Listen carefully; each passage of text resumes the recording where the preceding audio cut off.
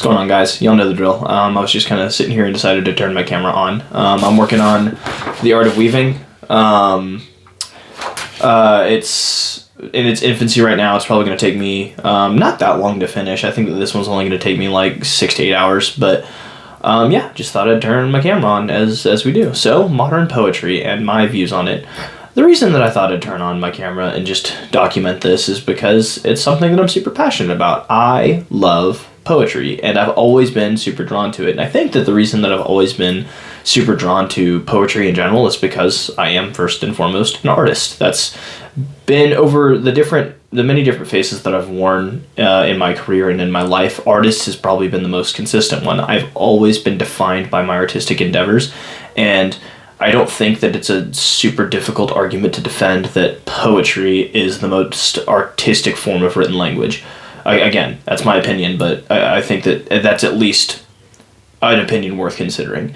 So, when I'm talking about modern poetry, what I'm actually really talking about is contemporary poetry. I mean, the movement of modern poetry can be spoken of at any given point in, the latter half of the 20th century. Like, modern poetry is something that spans decades, and it's actually not really what I'm referring to. What I'm really referring to is, let's call it poems written in the 21st century, and my opinion on those. So, for those of you who don't know, I write poetry myself. I'm not necessarily prescribing any merit to my own poetry. I think that I enjoy it. I'm not going to say that it's good on an objective or even necessarily a technical level. I just really enjoy it. And it does follow much more closely to the formalism that you would have seen back in the late 1700s and the 1800s. Like, that is the era of poetry that I respond to the most, and I love it.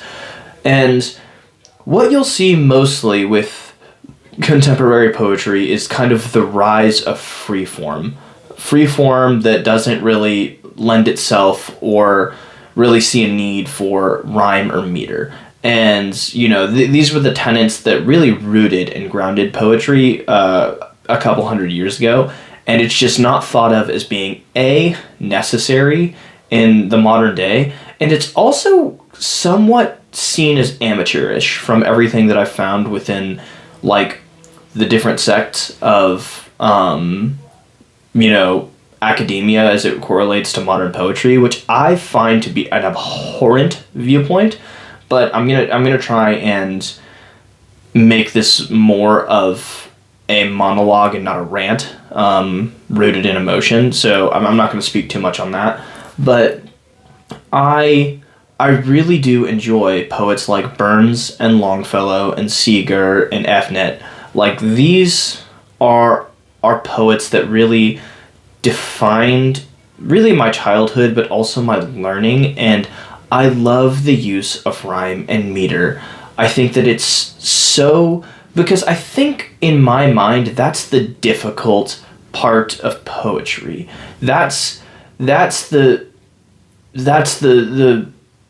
you get to really display your talent and your knowledge of the English language, especially before we had, like, the internet, is, attempting to mold the English language to fit something that exists, a standing structure. I think that you're putting constraints around language to produce rhythm, and I think that shows a lot of technical proficiency, and I think that it's really, really, really beautiful, and it lends itself to, like, this, the psychology of understanding.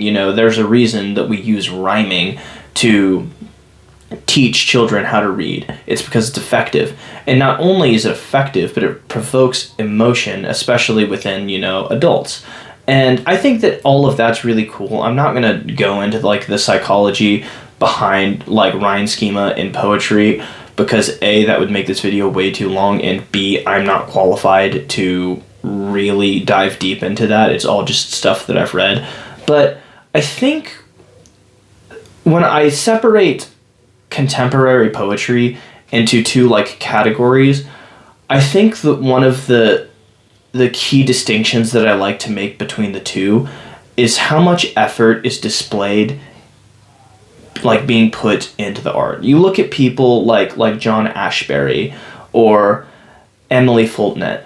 Like, these are poets that are pretty much strictly free-form poets, but their works are long and they're wrought of intention. You can see it with, within their work. You can acknowledge the time that they put into it, and I don't really respond well to it as a viewer, but I think that that's okay. That's usually not something that I'm going to critique all that much, just because I can kind of sit here and just look at it and be like, it's not for me. And we can wave at each other as we pass each other by. Like, if you read the poem Wild Irises, Wild Iris, apologies, I believe it's Wild Iris. I can acknowledge the heart and the intention that went into it, and it's just not for me. I enjoy the technical aspects of the English language, and I'm not even saying that this doesn't put those on display, but I think most people would understand and support the argument that that's not its focus. Its focus is more on emotion and relatability, and I think that that's two key points that more contemporary poets anchor towards is, emotion and relatability, whereas formalism was about rhyme and meter. So, you look at people like Brian Turner. Brian Turner is probably someone I have more in common with than anybody else. Like, this is a guy who was, he served in the Army from, I think it was like 99 to like 05. It's been a while since I've read his work, but he served for a while. He was in Iraq, and I think the majority of his poems are about his time in service and like being in the GWAT and being at war, and I do not like them. They're not for me. He has form in his verses, and he does follow some structure with his stanzas, but he doesn't really follow any rhyme or meter, and it's just not for me. I think that even when it comes down to the way that he portrays his emotions, I do not enjoy it, and I can say that, but still have a respect for the artist. This is someone that I still respect because I can see the intent, and I can see, at minimum, the effort that he put behind his work. I think that that's really, really cool. And, again, it's my opinion. It's not really for me to assign merit, so that's fine, But I think that something that I've just been struggling with lately is contemporary poetry that seems to kind of bastardize the art form as a whole with just insatiably low effort. And this is going to get a little bit accusatory, and I do apologize for that if that offends anyone, but I think that it's kind of difficult to talk about the movement as a whole without citing to specific artists, so I'm going to. Like, you look at people, it's not an uncommon thing to point at like Rupi Kaur, or since I've been on social media now, I've been seeing like just I forget his name. He goes by like a pen name. I think it's like Atticus, but it's like it's single verses, double verses that follow nothing. There's no effort put into these arts. Sometimes it's accompanied by just a little quip and just a very low effort line work portrait, which is, a double whammy to me as someone who's both technical in their artistic endeavors and technical in their writing. And I just see this, and I see people championing these individuals as pioneers in like their literary forms of art. And I'm not even necessarily going to make the assertion that it's wrong. I just don't understand it. And that's difficult for me because a lot of the times when I say that I don't understand something, it's just because I don't understand it at face value. I have dug so deep into the different ecosystems and cultures and context behind poetry because I care about it and I want to see people's side of things. I have read every single book from cover to cover that Rupi Kaur has put out. I've read all of Atticus' poems, a lot of like these younger poets that claim to kind of be the same thing, and I just don't understand it. And I feel like on its face I should. I'm younger than a lot of these people, so I guess I just don't know why. And that's kind of hard for me, because I don't necessarily care I'm not trying to force myself to like their work, but I'm trying to understand why it should be praised, or at least see where they're coming from. And the only thing that I can really find as a similarity behind these younger, more contemporary poets is just, it's relatable. And I don't think that within the context of art that's, a trivial note, but I don't think that that can be the sole metric for something's worth, right? Like relatability.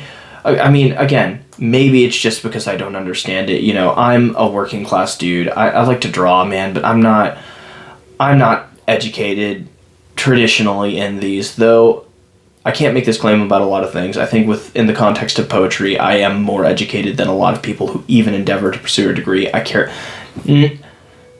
I'm going to let that stand. Disagree with it if you want. I'm not certain that it's true. I've just put a lot of brain power into this topic because I love it so dearly. And I don't get it. I don't get contemporary poetry. I don't know why we are running away in full stride from formalism. And even if we're not running away in full stride from formalism, I don't know why we are running away from effort. I think that's the root issue I have with it. It's just that,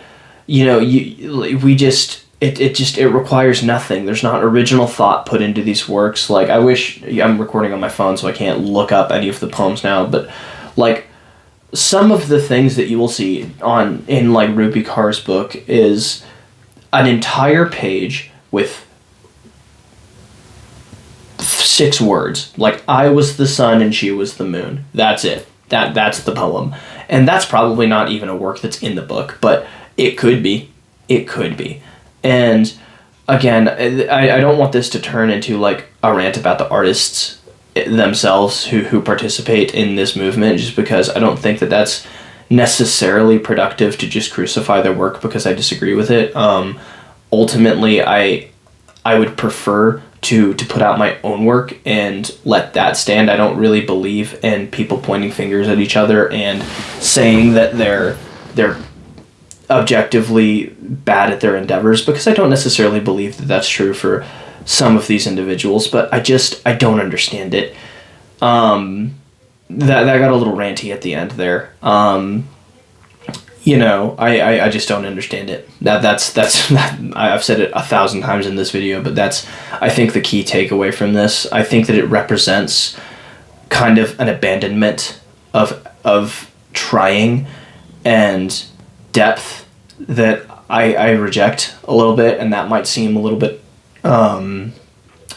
accusatory and severe, and I don't mean to for it to, but like that's just my take on I guess contemporary poetry. I mean, I don't really know why I felt the need to turn my camera on and have this little monologue. I guess it's just because I said that I would sit here and record my thoughts, and that is what I was thinking. Maybe I'll post this, maybe I won't, but that's what I'm thinking of. I'll try and keep you guys up to date as I finish this piece right here. I'm actually really excited for it, but more on that later. This is already a long video. Thanks, guys.